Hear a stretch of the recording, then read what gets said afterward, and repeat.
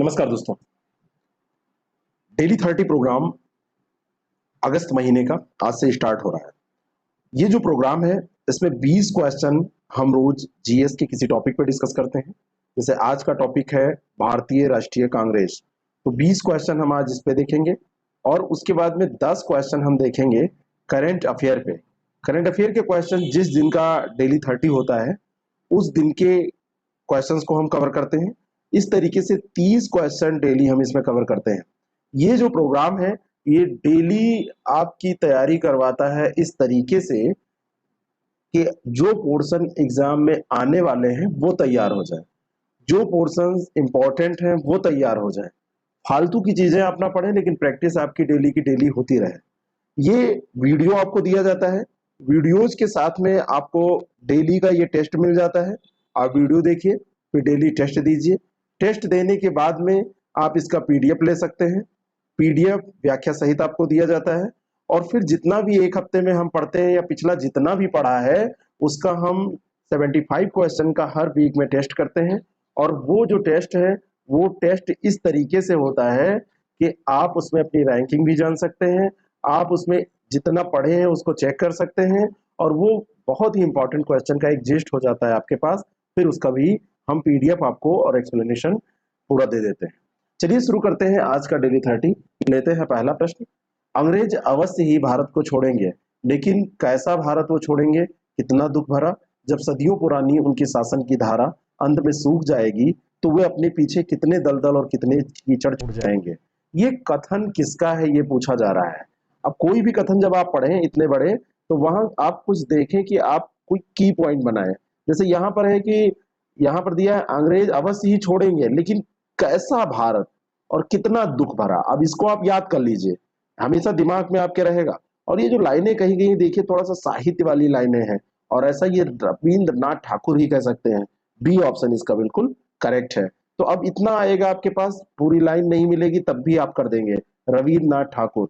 अगला जो प्रश्न है 14-15 अगस्त 1947 की मध्यरात के समय भारत स्वतंत्र हो गया, क्या ये सही बात है? 14 से 15 अगस्त की मध्यरात ही थी, रात 12 बजे के बाद की बात है कि वो 12 बजे की बात है जब वो स्वतंत्र हुआ। तो 15 अगस्त को हम लोग मनाते हैं अपना स्वतंत्रता दिवस। पाकिस्तान अपना स्वतंत्रता दिवस ये 14 अगस्त को मनाता है। अगर पाकिस्तान की हम बात करें, चक्रवर्ती राजगोपालाचारी को स्वतंत्र भारत का प्रथम गवर्नर जनरल नियुक्त किया गया।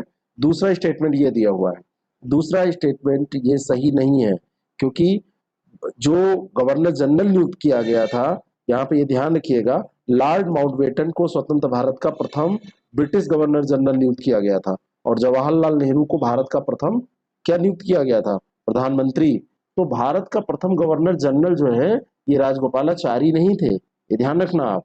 तो ये गलत हो जाएगा, तो पहला ऑप्शन ये करेक्ट हो जाएगा। अगर आपसे पूछा जाए कि राजगोपालाचारी क्या प्रथम थे, भारत का प्रथम गवर्नर जनरल, तो ये गलत है, ये प्रथम नहीं थे। क्या थे? प्रथम तो बनाए गए थे माउंटबेटन, ये क्या थे जरा बताइएगा। अगला जो प्रश्न है, जो क्वेश्चन आपको समझ में ना आया करें उनको आप ग्रुप में, हमने इसका एक ग्रुप बना रखा है, जो लोग नए हैं वो जान लें।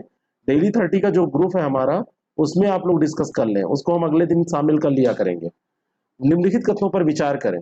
हाँ, ये मैं बताना चाहता हूं कि ये जो सारी चीजें हैं आपको इसके लिए एक छोटा सा सब्सक्रिप्शन चार्ज रखा गया है 109 का, उसमें ये सारी चीजें मिलती हैं। अगर कोई जानकारी चाहिए तो 6307281212 पर आप जानकारी ले सकते हैं।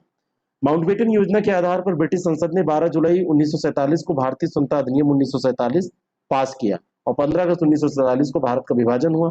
दूसरी स्टेटमेंट में कोई दिक्कत नहीं है, यहाँ पे दिया है 12 जुलाई 1947 जबकि ये सही डेट है 18 जुलाई 1947। अब आप सोचेंगे कि इतना छोटा अंतर क्यों किया गया, ये 18 जुलाई 12 जुलाई पे प्रश्न, क्योंकि मैं चाहता हूं कि ये 18 जुलाई 1947 डेट आपको याद हो जाए कि इस पर भारतीय स्वतंत्रता अधिनियम जो इंडियन इंडिपेंडेंस एक्ट था 1947 का, ये इसी डेट में पास किया गया था। इस कारण से मैंने ये डेट ऐसा रखा है, ये रट लीजिए 18 जुलाई 1947, भूलिएगा नहीं। निम्नलिखित कथनों पर विचार करें। शाही नौसेना विद्रोह 18 से 23 फरवरी 1946, क्या पहला सही है? बिल्कुल सही है। और नौसेना के इस विद्रोह को ब्रिटेन के नाविकों का पूरा सहयोग मिला, यानी कि जो शाही नौसेना विद्रोह हुआ था 18 से 23 फरवरी के 1946 के बीच में ये चला था, है ना। और इसमें जो था बम्बई और कराची के जो नाविक थे उन्होंने हेल्प किया था। एक तो बॉम्बे के और दूसरा कराची के जो नाविक थे उन्होंने हेल्प किया था। ब्रिटिश नाविक क्यों करेंगे? तो दूसरा गलत है, पहला सही है। ए ऑप्शन इसका बिल्कुल करेक्ट हो जाएगा। अगला प्रश्न है, 20 फरवरी 1947 को ब्रिटेन के प्रधानमंत्री क्लीमेंट एटली द्वारा घोषणा की गई। तो ये घोषणा जो है, दो स्टेटमेंट है कि अंग्रेज सरकार 30 जून 1948 तक भारतवासियों को सत्ता सौंप देगी, और दूसरा स्टेटमेंट है कि लॉर्ड वेबल के स्थान पर लॉर्ड माउंटबेटन को भारत का नया वायसराय नियुक्त किया गया। ये दो स्टेटमेंट यहाँ पर दिए हुए हैं। तो पहला स्टेटमेंट जो है वो स्टेटमेंट बिल्कुल सही है, ये किया था। और ये क्लीमेंट एटली के समय था, ये भी प्रश्न अलग से पूछा गया है। ये डेट भी इंपॉर्टेंट है और ये भी बिल्कुल सही है, लॉर्ड माउंटबेटन को भारत का नया वायसराय नियुक्त किया जाना था। सी ऑप्शन इसका बिल्कुल करेक्ट हो जाएगा। नेक्स्ट क्वेश्चन, 1946 में गठित अंतरिम मंत्रिमंडल से संबंधित युग्मों में से कौन सा कथन सत्य है? आसफ अली, रेलवे एवं परिवहन। आसफ अली को रेलवे एवं परिवहन का बनाया गया था मंत्री, बिल्कुल सही है। जगजीवन राम श्रम और लियाकत अली खान ये वित्त, ये बनाया गया था। और इनमें से ये सारे के सारे सही हो जाएंगे। इसके अलावा देखा जाए तो जोगेंद्र मंडल थे, जोगेंद्र मंडल को विधि का बनाया गया था। और जाफर अली खां थे, तो जाफर अली खां को स्वास्थ्य का मंत्री बनाया गया था, स्वास्थ्य मंत्री। ठीक है, तो ये भी आपको ध्यान में रखना है। जगजीवन राम श्रम कई बार पूछा गया है। 1946 में गठित अंतरिम मंत्रिमंडल में संबंधित युग्मों में से कौन सा कथन असत्य है? तो ये सदस्य दिए हुए हैं और संबंधित विभाग दिए हुए हैं। जवाहरलाल नेहरू, ये राष्ट्रमंडल संबंध एवं विदेशी मामले, बिल्कुल सही है। असत्य पूछा जा रहा है तो पहला तो सही है। बलदेव सिंह रक्षा, ये भी सही है। तीसरा है राजेंद्र प्रसाद, डॉक्टर राजेंद्र प्रसाद जो हमारे देश के प्रथम प्रेसिडेंट थे, राष्ट्रपति थे, उनको पहले खाद्य एवं कृषि मंत्रालय दिया गया था, और जो ये अंतरिम मंत्रिमंडल गठित हुआ था। और सरदार वल्लभ भाई पटेल विदेशी मामले यहाँ पर दिया हुआ है। तो सरदार वल्लभ भाई पटेल का विदेशी मामला नहीं था, ये गृह सूचना एवं प्रसारण मंत्री बनाए गए थे। तो यहाँ पर डी ऑप्शन इसका गलत हो जाएगा। अगला जो प्रश्न है, निम्नलिखित कथनों पर विचार करें। जुलाई 1946 में संविधान सभा के गठन हेतु प्रांतीय व्यवस्थापिकाओं में चुनाव संपन्न हुए। आपको ये लग रहा होगा कि ये हम भारतीय राष्ट्रीय कांग्रेस देख रहे हैं, मैं उल्टा चल रहा हूँ। 1947 से मैं उल्टा चल रहा हूँ, और इस तरीके से हम पीछे पहुंचेंगे। आगे से पीछे तो आपने पढ़ लिया है, या हम ऐसे मतलब वहां मैं ये चाहता हूं कि आप ऐसा नहीं कि चीजों को रटने की कोशिश करें, थोड़ा सा समझ भी विकसित हो और अलग अलग आपका भी तैयार हो, अलग अलग भी तैयार हो। जुलाई 1946 में संविधान सभा के गठन हेतु प्रांतीय व्यवस्थापिकाओं में चुनाव संपन्न हुए, बिल्कुल सही है। ये चुनाव कराए गए थे, जुलाई 1946 में कराए गए थे। ये अलग से प्रश्न भी बनता है, तो कब कराए गए? जुलाई 1946। मुस्लिम लीग ने 16 अगस्त 1940 को प्रत्यक्ष कार्यवाही दिवस मनाया। अब ये दोनों घटनाएं आसपास की हैं, रिलेटेड है। यहाँ पे 40 दिया है, ऐसे ही आप गलत कर सकते हैं अगर 46 आपको पता है। ये गलत इसलिए है कि 16 अगस्त 1946 की बात है, जब प्रत्यक्ष कार्यवाही दिवस मुस्लिम लीग के द्वारा मनाया गया था। तो यहाँ 16 अगस्त 1946 होना चाहिए। तो ए ऑप्शन इसका बिल्कुल करेक्ट है। निम्नलिखित में से किस नेता ने शिमला सम्मेलन की असफलता को भारत के राजनीतिक इतिहास में एक जल विभाजक की संज्ञा दी थी? कौन ये नेता थे? तो ये थे अबुल कलाम आजाद। बी ऑप्शन इनका इस क्वेश्चन का सही है। और शिमला सम्मेलन 1945 में ये हुआ था। 1945 में जो ये शिमला सम्मेलन हुआ, तो उसमें इन्होंने कहा कि मतलब सम्मेलन में वेबल ने लीग को अधिक संतुष्ट करने की नीति का पालन करके मुसलमानों को एक ऐसी वीटो शक्ति सौंप दी जिसका वह किसी भी संवैधानिक प्रस्तावों के खिलाफ इस्तेमाल कर सकते थे। तो उसी नीति के बारे में, उसी पर इन्होंने कहा था कि ये जल विभाजक है। निम्नलिखित कथनों पर विचार कीजिए। वेबल प्रस्ताव पर विचार विमर्श हेतु शिमला में 25 जून 1945 को शिमला सम्मेलन का आयोजन हुआ। तो वेबल प्रस्ताव पर विचार करने के लिए हुआ था, ये ध्यान रखना। और ये डेट भी आपके लिए बहुत इंपॉर्टेंट है। तो ये 25 जून 1945 को हुआ था, ये भी इंपॉर्टेंट है। तो ये दोनों बातें सही है। शिमला सम्मेलन में कांग्रेस के प्रतिनिधि के रूप में महात्मा गांधी शामिल हुए। महात्मा गांधी थे शिमला में ही, लेकिन इसमें शामिल नहीं हुए थे। और इसमें शामिल हुए थे अबुल कलाम आजाद। तो दूसरा गलत है, पहला सही है। ए ऑप्शन इसका बिल्कुल करेक्ट है। नेक्स्ट क्वेश्चन, अगला जो प्रश्न है, निम्नलिखित कथनों पर विचार करें। 1 अक्टूबर 1943 को लिलिथगो की जगह वेबल भारत के वायसराय बनकर आए, है ना, वायसराय बनकर ये आए। क्या ये स्टेटमेंट ये सही है? और अगला है कि 14 जून 1944 को वेबल ने वेबल योजना प्रस्तुत की। तो पहले लिलिथगो थे, लिलिथगो की जगह वेबल भारत के वायसराय बन के आए, ये बात सही है। अक्टूबर 1943 में आए थे, 1 अक्टूबर को, ये भी सही है। लेकिन वेबल योजना जो प्रस्तुत की गई थी वो 14 जून को ही प्रस्तुत की गई थी, लेकिन 1944 में नहीं, ये 1945 में प्रस्तुत की गई थी, 14 जून 1945। वेबल योजना कई बार आपसे पूछी गई है, तो दूसरा गलत हो जाएगा, पहला सही। ए ऑप्शन इसका बिल्कुल करेक्ट हो जाएगा। निम्नलिखित वकीलों में कौन आजाद हिंद फौज बचाओ समिति में शामिल नहीं था? तो आजाद हिंद फौज बचाओ समिति में भोला भाई देसाई थे, कैलाश नाथ काटजू थे और तेज बहादुर सप्रू थे। ये 3 लोग तो बिल्कुल पक्का शामिल थे। बी के टी, ये ऐसे ध्यान रखिए, बीकेटी इसमें शामिल थे। बक्सी का तालाब, ये यहाँ पर एक विधानसभा भी है, ब्लॉक है यहाँ का, लखनऊ का। तो ये महात्मा गांधी इसमें शामिल नहीं थे। ये डी ऑप्शन इसका बिल्कुल करेक्ट हो जाएगा, है ना। आजाद हिंद फौज के जो सैनिक अधिकारी मेजर शहनवाज खां, कर्नल प्रेम सहगल और कर्नल गुरदयाल सिंह ढिल्लों पर अंग्रेज सरकार ने दिल्ली के लाल किले में नवंबर 1945 में मुकदमा चलाया था, तो उसमें बचाव पक्ष में ये लोग गए थे, है ना। और इसमें और नाम, अरुणा आसफ अली भी इसमें थी, जवाहरलाल नेहरू भी इसमें प्रमुख वकीलों में थे। तो अरुणा आसफ अली, जवाहरलाल नेहरू भी इसमें ऐड कर लीजिए, लेकिन महात्मा गांधी इसमें नहीं थे। हालांकि वकील तो बहुत अच्छे थे महात्मा गांधी जी, लेकिन उसमें थे नहीं। आजाद हिंद फौज के गिरफ्तार सैनिकों और सैनिक अधिकारियों पर अंग्रेज सरकार ने दिल्ली के लाल किले में नवंबर 1945 में मुकदमा चलाया। कब चलाया? नवंबर 1945। क्या ये बात सही है? तो ये नवंबर 1945 में ही चलाया था। जिन सैनिक अधिकारियों पर देशद्रोह का अभियोग चलाया गया उनमें एक हिंदू, एक मुसलमान और एक अंग्रेज था। इसमें 3 सैनिक अधिकारी थे, शहनवाज खां, है ना, प्रेम सहगल और कर्नल गुरदयाल सिंह। ठीक है, तो ये अंग्रेज नहीं था, एक हिंदू, एक मुसलमान और एक यहाँ पर गुरदयाल सिंह जो थे वो सिख थे, ना कि अंग्रेज। अंग्रेज नहीं थे। कितना छोटा सा ये प्रश्न देखिए, मतलब छोटी सी गलती की गई है, तो ए ऑप्शन इसका बिल्कुल करेक्ट हो जाएगा। अगला प्रश्न है, चक्रवर्ती राजगोपालाचारी ने 10 जुलाई 1944 को गांधी जी की स्मृति में कांग्रेस और मुस्लिम लीग के समझौते की एक योजना प्रस्तुत की। डेट पे ध्यान दीजिए, 10 जुलाई 1944 और चक्रवर्ती राजगोपालाचारी के द्वारा गांधी जी की स्वीकृति से ये मुस्लिम लीग और कांग्रेस के समझौते की योजना बिल्कुल सही है। कौन कौन इससे रिलेटेड है इसी समय याद करिए। चक्रवर्ती राजगोपालाचारी, गांधी जी से अनुमति ली गई, उनकी स्वीकृति ली गई, और कांग्रेस और मुस्लिम लीग, ये 2 पक्ष, इनके बीच समझौते की योजना, और 10 जुलाई 1944। जो राजगोपालाचारी थे, ये जो योजना इन्होंने तैयार की वो भारत विभाजन की योजना थी। इसे ही सीआर फार्मूला या चक्रवर्ती राजगोपालाचारी फार्मूला कहा जाता है, ऐसा कहा जा रहा है दूसरे स्टेटमेंट में। तो भारत विभाजन की योजना ये थी कि नहीं थी, बताइए। चक्रवर्ती राजगोपालाचारी के द्वारा जो योजना तैयार की गई थी वो भारत विभाजन की योजना, बिल्कुल सही, ये भारत विभाजन की योजना थी। सी ऑप्शन इसका बिल्कुल करेक्ट है। गांधी जी ने बाद में इसको मान लिया था, इसी कारण से गांधी जी का अभी भी गांधी जी की आलोचना की जाती है, दोष दिया जाता है उनको। अप्रैल 1945 में भारतीय राष्ट्रीय सेना का झंडा मोइरांग, मणिपुर में फहराया गया। अप्रैल 1945 की बात है। क्या ये सही है? बिल्कुल सही है। बिल्कुल ये गलत है। 1945 में ये नहीं फहराया गया था, ये 1944 में मोइरांग में तो फैलाया गया था। लेकिन ये डेट यहाँ पर इतना कठिन प्रश्न आपसे अपेक्षित नहीं है, लेकिन याद कर लीजिए इसी समय, अप्रैल 1944 में ये फहराया गया था। और दूसरा है कि 1945 में द्वितीय विश्व युद्ध में जापान की हार के साथ ही आजाद हिंद फौज के सिपाहियों को भी जापानी सेना के साथ आत्मसमर्पण करना पड़ा।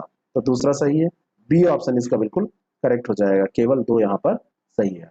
ठीक है, तो जैसे ही द्वितीय विश्व युद्ध में जापान की हार हुई तो आजाद हिंद फौज के जो सिपाही थे और जापानी सेना के साथ उन्होंने भी आत्मसमर्पण कर दिया।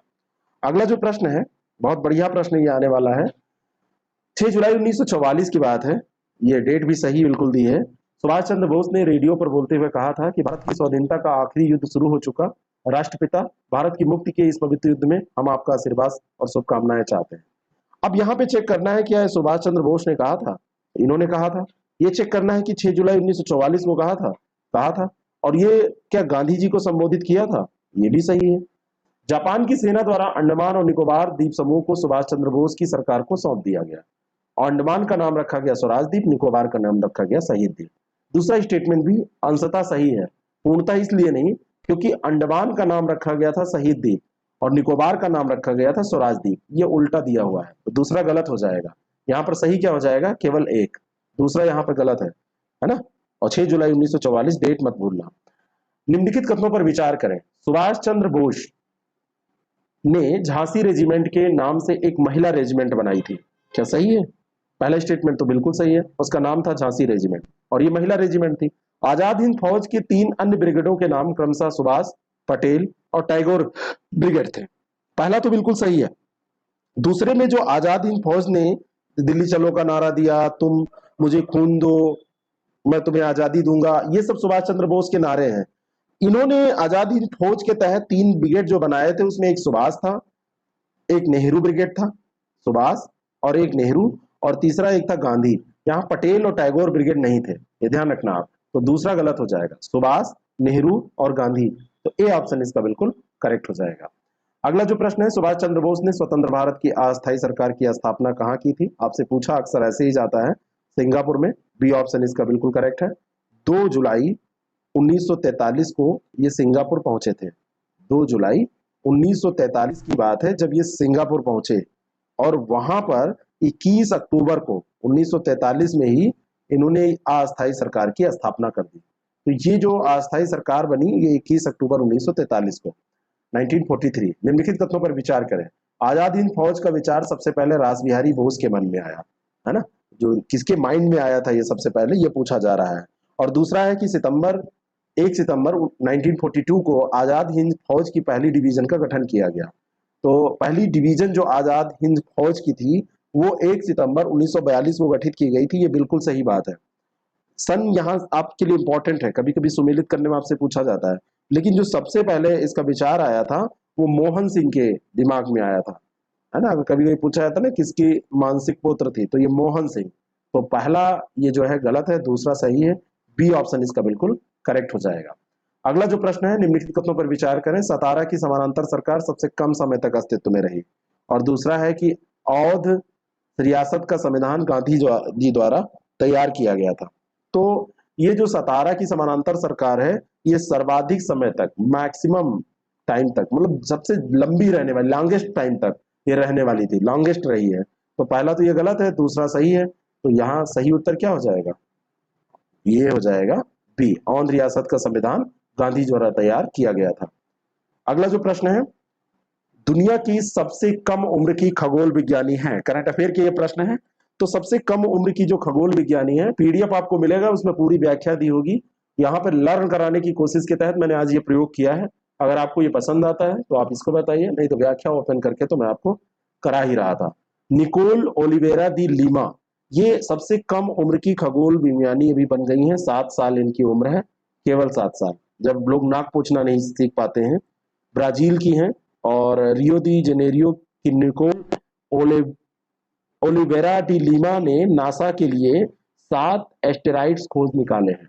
जो ये निकोल ओलिवेरा डी लीमा है, ये है कहाँ की? ये ब्राजील की। और इन्होंने अभी क्या किया? एस्टेरॉइड्स की खोज की, है ना? सबसे कम उम्र की खगोल शास्त्री ये बन गई। अगला जो प्रश्न है, हल्दीबाड़ी चिलाहाटी रेल मार्ग, ये अभी फिर से शुरू किया गया है। भारत और किस देश के मध्य है? तो भारत और बांग्लादेश के मध्य है। सी ऑप्शन इसका करेक्ट हो जाएगा। और 1 अगस्त को ये भारतीय रेलवे ने पूर्वोत्तर सीमांत रेलवे के दमदीम स्टेशन, एक स्टेशन का क्या नाम है? दमदीम स्टेशन, और दमदीम स्टेशन से पत्थरों से लदी पहली मालगाड़ी बांग्लादेश को यहाँ से रवाना की। ठीक है, तो ये यहाँ से भेज दिया गया। बाकी डिटेल में बहुत ज्यादा जाने की जरूरत नहीं है। भारत और बांग्लादेश के बीच में ये प्रभावित होने वाली 5वीं रेल लिंक है, ये ध्यान रखना। 4 परिचालन रेल लिंक पहले से थी, ये 5वीं है। अगला जो प्रश्न है, व्यक्तिगत स्पर्धाओं में 2 ओलंपिक पदक जीतने वाली पहली भारतीय महिला बन गई हैं। तो यह है पीवी सिंधु। इतिहास इन्होंने रचा है पीवी सिंधु ने। बैडमिंटन खिलाड़ी हैं ये। 1 अगस्त 2021 को टोक्यो ओलंपिक में महिला एकल स्पर्धा में चाइना की हैं ही बिंग जियाओ। तो ही बिंग जियाओ जो है, ही बिंग जियाओ, तो ही बिंग जियाओ को हराकर इन्होंने कांस्य पदक जीता है। ठीक है ना, कांस्य पदक इन्होंने हिंग बिंग जियाओ को हरा के जीत लिया है। तो अब ये, इसके पहले भी इन्होंने 2016 का जो रियो ओलंपिक हुआ था, तो रियो ओलंपिक में भी इन्होंने एकल बैडमिंटन में रजत जीता था। अभी कांस्य जीता है, ब्रोंज मेडल।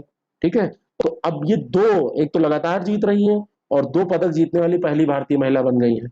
विश्व स्तनपान सप्ताह के लिए 2021 का विषय क्या है? तो स्तनपान जो सप्ताह है वो 1 अगस्त से 7 अगस्त के बीच में ये आयोजित किया जाता है हर साल। और इसका जो इस बार का थीम है, जो विषय है, सब्जेक्ट है, वो स्तनपान की रक्षा करें, एक साझा जिम्मेदारी। तो protect breast feeding is shared responsibility, B option इसका बिल्कुल करेक्ट है। अगला जो प्रश्न है, हंगेरियन ग्रांड प्री 2021 की विजेता कौन है? तो हंगेरियन ग्रांड प्री 2021 की जो विजेता है वो स्टेबान ओकान है। कौन है? स्टेबान ओकान। ए ऑप्शन इसका बिल्कुल करेक्ट है, स्टेबान ओकान। और स्टेबान ओकान ने ये जो पहली F1 रेस अभी जीती है, सेबेस्टियन वेटल दूसरे स्थान पर रहे हैं। सेबेस्टियन वेटल इसमें दूसरे स्थान पर रहे हैं। हंगेरियन में कभी पूछा जाए तो स्टेबान ओकान का पहला स्थान रहा है। इंद्र नेवी 21 का आयोजन किन देशों के मध्य किया गया? तो इंद्र नेवी 21 का आयोजन भारत और रूस के मध्य किया जाता है, और ये 12वां संस्करण अभी आयोजित हुआ। 12वां संस्करण ये आयोजित हुआ, और ये कहां पर किया गया ये पूछा जा सकता है। तो ये बाल्टिक सी में किया गया है, बाल्टिक सागर में, और हर 2 वर्ष पर होता है। हर 2 वर्ष पर होता है ना, एवरी 2 years। तो हर साल नहीं होता है। 2003 में इसकी स्टार्टिंग की गई थी, अगर ये पूछ लिया जाए प्रश्न, है ना। दोनों सेनाओं के बीच ये सबसे लंबा दीर्घकालीन रणनीतिक संबंधों का एक परिचायक बन गया है। राष्ट्रीय लोकमान्य तिलक पुरस्कार 2021 के विजेता कौन है? तो ये जो विजेता है वो कौन है? पुणे के सीरम इंस्टीट्यूट जो है, वहां उसके जो संस्थापक हैं साइरस पूनावाला, उनको राष्ट्रीय लोकमान्य तिलक पुरस्कार 2021 प्रदान किया गया है। ठीक है ना। और ये 13 अगस्त को इसका जो मतलब 1 अगस्त को स्वतंत्रता सेनानी की पुण्यतिथि पर यह पुरस्कार समारोह होता है वितरित, लेकिन इस महामारी से प्रभावित वर्ष में इसको 13 अगस्त को निर्धारित किया गया है कि दिया जाएगा। और 1 लाख रुपये इसमें दिए जाएंगे। रुपये की कोई बात नहीं है, लेकिन पुरस्कार पुरस्कार होता है। पहली बार 1983 में ये दिया गया था। कब दिया गया था? 1983 में। और 1 लाख रुपया इसके अंतर्गत दिया जाएगा। और इसमें जैसे ये पुरस्कार इंदिरा गांधी को भी दिया जा चुका है, मनमोहन सिंह को दिया जा चुका है, अटल बिहारी वाजपेयी को दिया जा चुका है, NR नारायण कृष्णमूर्ति को दिया जा चुका है, प्रणब मुखर्जी को दिया जा चुका है, अब इनको दिया जा रहा है। बड़ा पुरस्कार है। हाल ही में नौसेना के नए उप प्रमुख नियुक्त किए गए हैं। कौन नियुक्त किए गए हैं? तो ये किए गए हैं SN घोरमडे। कौन? SN घोरमडे। सी ऑप्शन इनका बिल्कुल करेक्ट है, SN घोरमडे नौसेना के नए उप प्रमुख नियुक्त किए गए हैं। बहुत बढ़िया ये प्रश्न है, आपसे पूछा जा सकता है। और वाइस एडमिरल थे, और इन्होंने vice admiral G Ashok Kumar से deputy chief of naval staff का पद ग्रहण किया है। 39 साल की सेवा के बाद ये सेवानिवृत्त हो रहे हैं अभी। बाकी चीजें 29 और 30 जुलाई 2021 को कहां पर G20 संस्कृति मंत्रियों की पहली बैठक आयोजित हुई? कल्चर मिनिस्टर, जो कल्चर मिनिस्टर्स होते हैं G20 के, उनकी बैठक कहां पे आयोजित हुई? तो ये रोम में हुई। रोम कहां है? रोम कहां है जरा बताइएगा। रोम, रोम कहां है? कोई यूरोप का देश है जहां पर रोम है ना? कमेंट करके इसी समय बताइए। तो पहली G20 संस्कृति मंत्रियों की बैठक आयोजित की गई रोम में। और रोम कहाँ है? इटली में। ठीक है, इटली में रोम है। 20 सबसे बड़ी अर्थव्यवस्थाओं का ये पूरा समूह है, और इसमें इतालवी प्रधानमंत्री और सब लोगों ने भाग लिया। ये बैठक आयोजित हुई, और रोम में ये पहली बैठक जो आयोजित हुई है, मतलब ये पहली बार यहाँ पर हुई है। तो ये जो है, ये अध्यक्षता इसकी इटली ने ही की है, जहाँ पे आयोजित होती है वही अध्यक्षता करता ही है, तो ध्यान रखना। आपको बताना चाहता हूँ, हमारी टेस्ट सीरीज प्रोग्राम में आप पार्टिसिपेट कर सकते हैं। आप अपनी तैयारी को अच्छा करने के लिए हमारे महासंग्राम प्रोग्राम चल रहे हैं, और ये टेस्ट सीरीज प्रोग्राम जो हमारा है वो आपका आरओ का और यूपीपीसीएस का अलग अलग है। आप किसी भी जानकारी के लिए 6307281212 पर कांटेक्ट हमको कर सकते हैं। अंतिम प्रश्न है, ई रूपी डिजिटल भुगतान समाधान क्या है? तो ई रूपी डिजिटल भुगतान समाधान एक ई वाउचर आधारित भुगतान समाधान है। और ई वाउचर आधारित ये भुगतान समाधान है, इसलिए इंपॉर्टेंट है। ई वाउचर बेस्ड पेमेंट सॉल्यूशन, और सरकार और लाभार्थी के बीच में संपर्क को सीमित करने के लिए ऐसा किया गया। अब देखिए, हर जगह पे संपर्क को सीमित करने की बात की जाती है, कम जाना पड़े, सारा ई मोड में अब होने लगा है ना। अब रिश्ते भी ई मोड में ही चलते हैं, मिल ही नहीं पाते हैं, हम चाहते हुए नहीं मिल पाते हैं। कभी पता चला कि हम मिलना चाह रहे हैं किसी से तो कोविड चल रहा है, साधन बंद है, इस तरीके के। अब ई जो रूपी है, ये ई रूपी लाभार्थियों के मोबाइल फोन पर एसएमएस या क्यूआर कोड के माध्यम से वितरित कर दिया जाएगा, और ये प्रीपेड गिफ्ट वाउचर की तरह होगा, जिसे बिना किसी क्रेडिट या डेबिट कार्ड, मोबाइल ऐप या इंटरनेट बैंकिंग के स्वीकार करने वाले केंद्रों पर मतलब उनको रिडीम किया जा सकेगा। तो ये रहा आज का डेली 30। ये आज आपको फ्री मिल रहा है, 1-2 दिन और मिलेगा, लेकिन उसके बाद में इसको अगर आप चाहते हैं तो ये हमारे ऐप पे आपको मिलेगा, वहीं पे पीडीएफ, वहीं पे आपको डेली टेस्ट, बाकी अब पब्लिकली ये पब्लिश नहीं होगा। Thank you so much.